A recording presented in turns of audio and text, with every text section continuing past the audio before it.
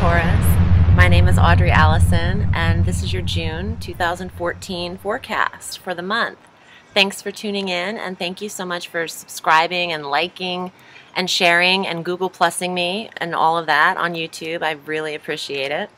And I've been very busy and hectic this month because I've been reading a lot of you YouTubers that I do appreciate your patience. It's the last day of May. It's May 31st, and I'm finally uploading and recording these videos, so thank you for that. Here's what's up in June, and this is actually pretty mellow and good, even though we're dealing with a Mercury retrograde. Okay, so we'll start off June with a Mercury retrograde on the 7th, and Mercury's going to retrograde 3 degrees Cancer from June 7th through June 17th, and then retrograde deeper into Gemini from June 17th through July 1st. So this is going to hit your 3rd and your 2nd house. First, the 3rd house of communications. So this Mercury is communications. Mercury is the planet of communication and study and the intellect and mind and local travel and errands and siblings. But Mercury being retrograde in your 3rd house of the same communications, siblings, speech, communication, you might be tongue-tied from June 7 through June 17. Big time, those 10 days. Mark that on your calendar. You're not going to make much sense. It just might be hard to get some information across.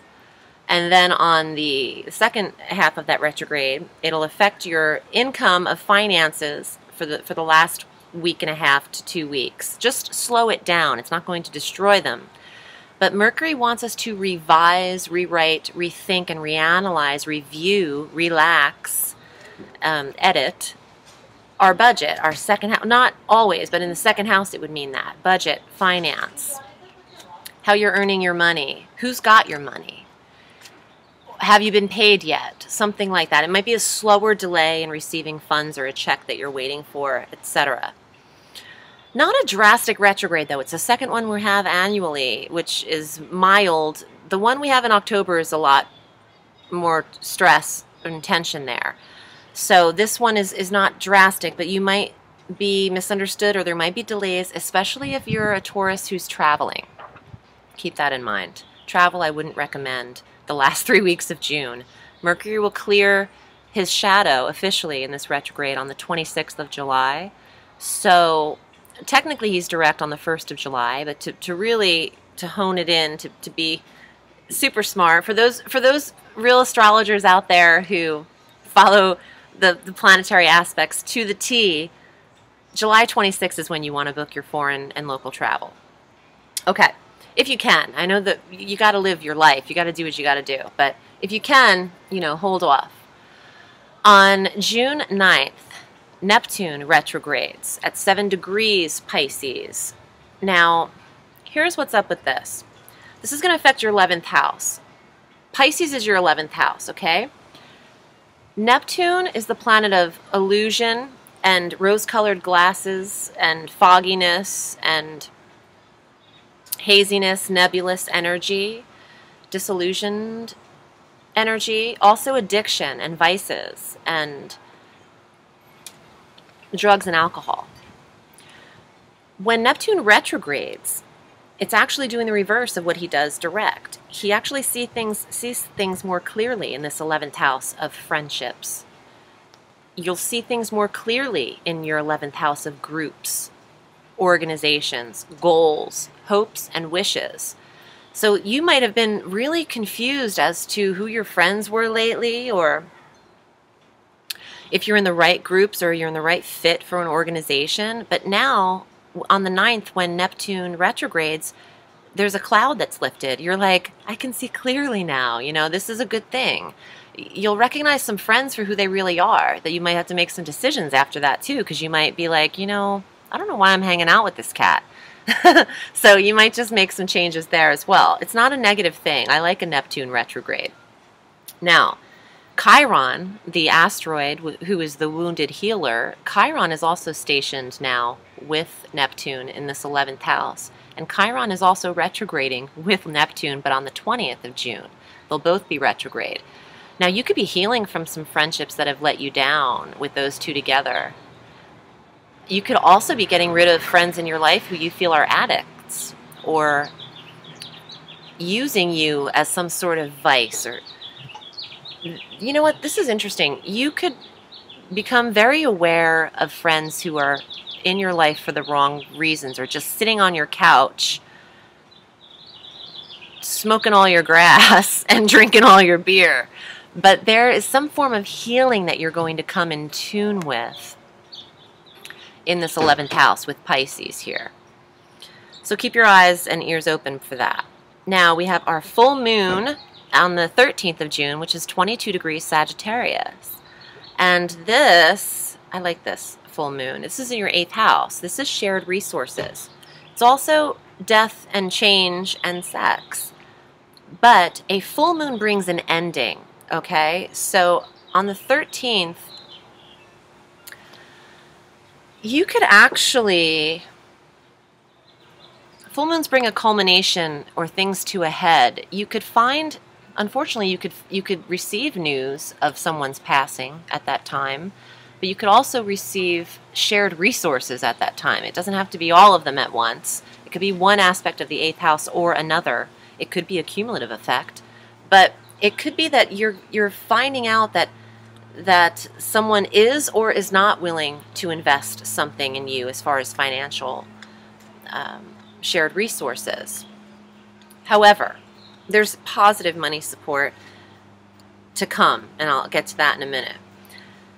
On the 21st, the Sun enters Cancer at 6:51 a.m. Eastern Standard Time, and this is in your 3rd house of communications. I love that. Okay, so the Sun every year will illuminate this sector for you from June 21st through July 21st. Your 3rd house is spot on. So even though Mercury is fudging that up a little bit with its retrograde, you've got the Sun reinforcing this in Cancer, blessing it, illuminating it, shining on it. You also have Venus on the 23rd entering Gemini in your 2nd house of finances, of money. So this is where you're going to get your dough. If you're not getting it from the full moon action in the 8th house of shared resources, you get it individually. You get your money solely. You don't have to even worry about other people. Venus is the planet of love and money going into your 2nd house of finance, into Gemini, which is your 2nd house. Taurus, you're earning at this time, and you might actually realize how to budget or refinance things in your life and save. There's something very fiscal about fiscal savings and budgeting of money and your own resources. Venus will be there with you for 28 days, so that is just a really amazing blessing. She beautifies the house she touches. She's in your money sector. How do you make money pretty? You earn it. Okay, so from June 25th, okay, for 4 days, the 25th through the 28th, we have a planetary opposition, an exact opposition, between Uranus, who's stationed in Aries, and Mars, who's stationed in Libra. Both direct now, thankfully, as of last month, but this is your 12th to your 6th house. Your spirituality, your quiet time, your rest, your relaxation, and the 6th house of daily routine and regimen and health. Ooh, this is good. You know, even though opposition brings stress, it'll be good because by the time these 4 days are done, you're actually very much aligned with a health routine schedule. You're learning psychically. 12th house of spirituality and psychic ability is learning how to really implement changes to the health, changes to the 6th, your daily routine, and the way you're handling your errands and your even your pets. If you have pets, sixth house is your pets. You could have some stress maybe with a vet situation over those 4 days, but you're also being guided spiritually in the 12th house of rest and psychic ability and spirituality to know what to do, to how to really implement a good process and change in those next 4 days. That opposition between Uranus and Libra is a 4-day exact opposition, but it happens every 2 years between them. We also have our new moon on June 27th, 5 degrees Cancer. So here's your 3rd house again, communications. Even though Mercury's retrograde there, you have so much support in planning new seeds and having blessings in the third house and being understood more so at the tail end of the month than the beginning. But also July coming will just be a reprieve for that as well, July 1. I want to get to the cards because I'm antsy with them in my hands.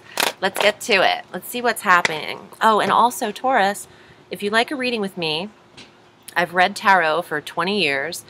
I read all through the week. Just book with me on audreyallison.com. I also do astrological readings or a combination of both, whatever suits your fancy, and we can get that rolling.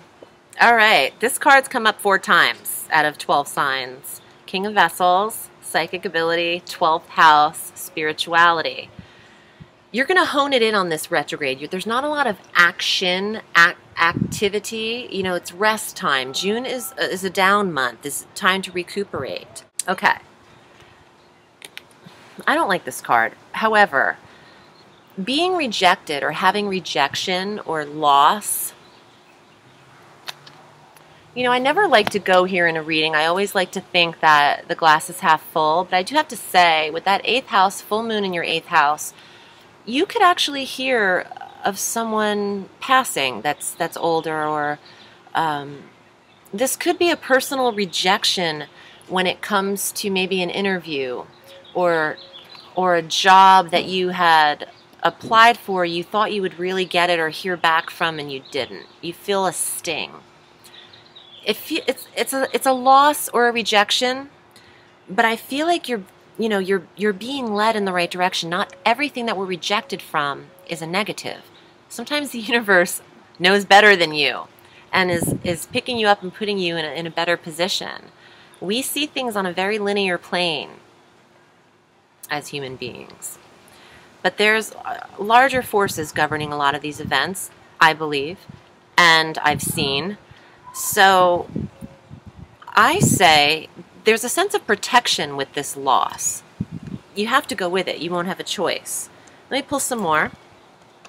Face your fears. Another swords card for you, Taurus. But cutting your losses, facing your fears, also getting prepared and ready and aligned. See how he's standing? It's almost as if he'd studied some kind of martial art or routine or skill. I think that you might, with the 6th house being affected in the opposition, you could find that you're facing your fears and getting things aligned, or getting in the 6th house of health and skill and maybe even martial arts. Who knows? I mean, that's an option because that you can get into shape doing that as well.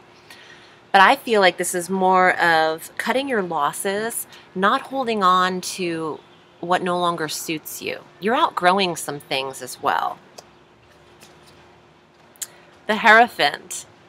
Well, this is Taurus's card. That's a trip. Okay, so this is you, Taurus. This is your major arcana card. This is therapy, counsel, learning, studying, learning from someone older than you. You know, you could be taking a class. I'm pausing because I'm listening. But 3rd house is study and schooling as well. And the Hierophant holding the book as the teacher or the wise counsel. Taurians could be going through schooling at this time and very successfully studying, because you have a lot of inner reflection, inner guidance. It's a good time to learn. You could absorb things very quickly, and you have a good teacher, a good counselor, a good advisor. Thank you so much, Taurus. My name is Audrey Alison. You can find me on Facebook at Audrey Alison, Astrology and Tarot. Have a beautiful July, or June. I'm way ahead of myself. Have a beautiful June, and I will see you soon. Bye-bye.